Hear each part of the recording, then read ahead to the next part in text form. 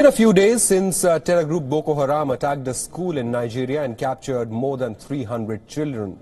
The families of the captured children now fear that their students and children may be lost forever and may even be radicalized by Boko Haram terror group.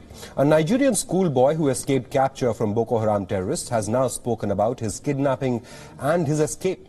Boko Haram has claimed responsibility for abducting more than 330 children from a school in Nigeria's northern Katsina state. 17-year-old Usama Aminu, who escaped the Boko Haram, said that many who were part of the Islamist group were even younger than him. Sai muka tattashi sai muka daga ganin wasu kananan yara waɗanda ba su kai waɗanda suka koro mu ba su saboda waɗanda suka koro mu daga cikin makaranta masu halbin bindiga ba su yi shekara 25 ba 23 24 ko amma 20 tunda duk yara ne wasu ma duk mun girme su daga ciki. Mun daɗe muna tafiya ni lokacin da yake ina da skill sai kafata na ciwo mun daɗe muna tafiya duk na gaji wani dan uwana ma ya rika dahawa na rika dahawa nan mutum ɗaya haka muna tafiya gashi can baya suna ta bugun mutane da bulala dan baka sauri na gaba ba su sauri ba kuma na baya sai su rika bugun na baya haka akai ta tafiyar nan ana taka kaya to akwai yaran da ba ma su iya tafiya kananan yara. Na yi farin ciki na yi murna na yi farin ciki na yi murna sosai sai dai kuma ba zai yi in fito in nuna murna na saboda akwai yara a daji ba shi kadai bane kuma ba shi kadai nake so ba sauran ma ina son su babban buri na abin da na so a ce dukkan su yadda suka aka kwashe su gaba daya a ce kuma gaba daya kowa na shi ya dawo kin ga gari gaba daya sai mu haɗu sai mu murna amma yanzu in na fito na ce ina murna ne kadai bai daidai ba. The Islamist group Boko Haram abducted over 300 students in Nigeria's Katsina state. More than 100 armed rebels of Boko Haram on motorcycles stormed the rural school, forcing students to flee and hide in the surrounding bush.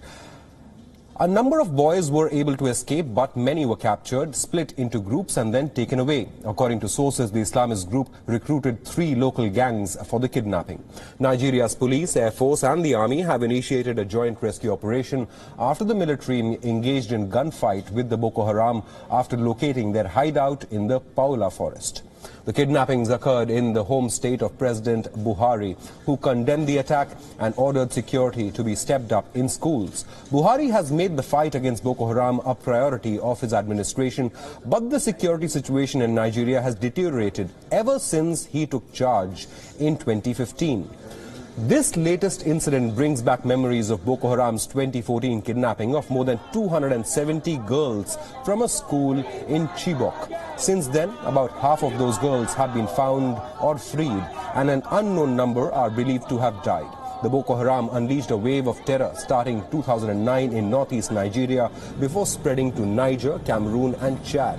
Since then, more than 36,000 people have been killed in Nigeria and over 2 million have been forced to flee their homes. Joining us on this broadcast is Phil Ihaza. He joins us from Abuja for the latest. Phil, thank you so much for joining us on WION on the latest situation in Nigeria. It's been a few days since the children have been captured by Boko Haram. Parents now fear that the children may be radicalized by the terror group, and the fear is justified, isn't it? 83 boys and girls were used by Boko Haram. 83 boys and girls were used by Boko Haram to carry out suicide attacks in Nigeria between January and August 2017. It is a real fear. In fact, we just heard from one of the students who escaped Boko Haram. He said that the students or children who have been captured by the terror group are even younger than him.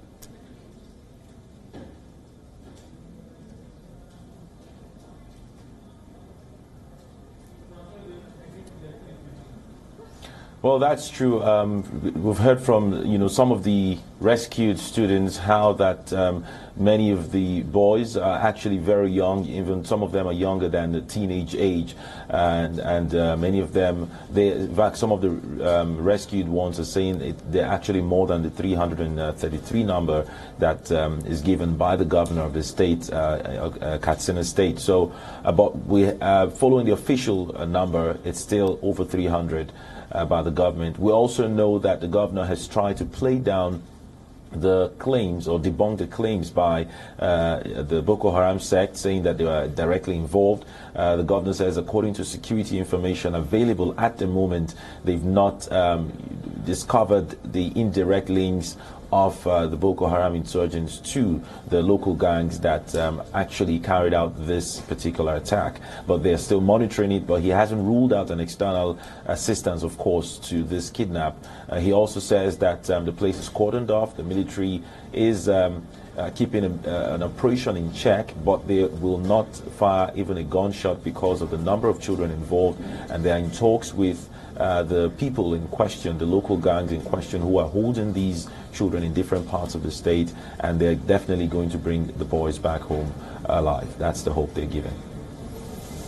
Well, that's the hope, isn't it, across the world, that the children can be brought back alive. But we're also getting reports of the gunfight that has been mentioned, and it has been mentioned in the reports that we're getting from the ground that Boko Haram terrorists use the children as shields, which is why the government forces could not really attack the terrorists who had captured the children. But, you know, this is awkward for the president of Nigeria, isn't it, Buhari, who has repeatedly said that the terror group Boko Haram has been, quote-unquote, technically defeated. How does he justify it when 300 students have just been captured by the terror group?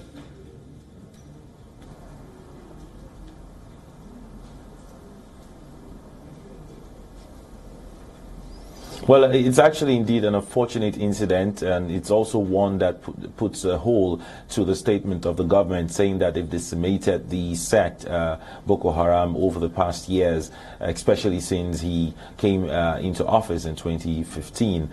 Indeed, the government is saying that they've decimated the sect, especially with the fact that they do not hold a particular territory in the country anymore as it was before they came into office, you know. But and also that's the reason the governor of Katsina State is saying that this particular attack is still linked to local gangs, kidnappers, bandits who have you know, caused havoc in that state, in fact in the northwestern part of the country, for quite some time now. And so he's saying that with security information available, he's still not saying that Boko Haram is linked to it. But security analysts have said, in spite of the efforts by the government, they'll need to do more beyond just military might to ensure that this war is won, actually, so that we don't see pockets of this kind of attack. So even if you can't find the sect maybe openly in a particular region, but you just see some attacks springing up at different times of the year, and this is actually one of the greatest one that has happened, or one of the highest rather,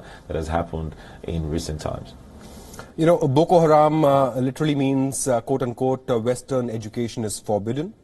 More than 2,295 teachers have been killed. 1,400 schools have been destroyed in northeast Nigeria during this insurgency. There were reports that at one point Boko Haram terror group controlled an area as large as Belgium inside Nigeria. Has enough global focus been given on this terror group Boko Haram?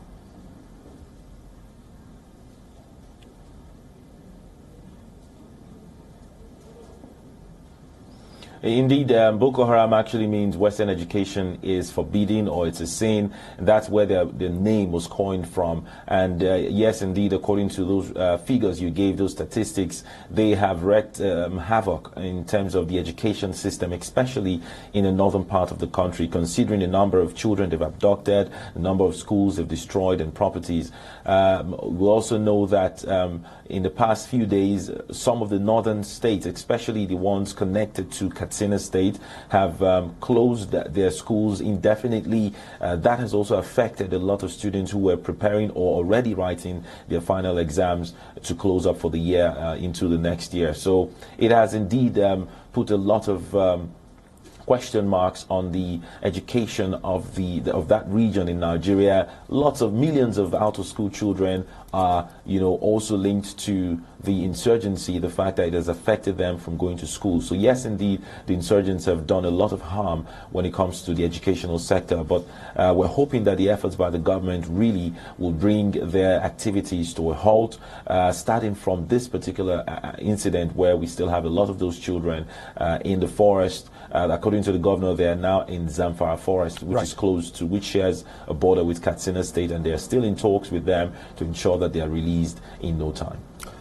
Phil Ehaza, thank you so much for joining us and getting us the latest on the condition and the status of the rescue mission as far as those captured children are concerned.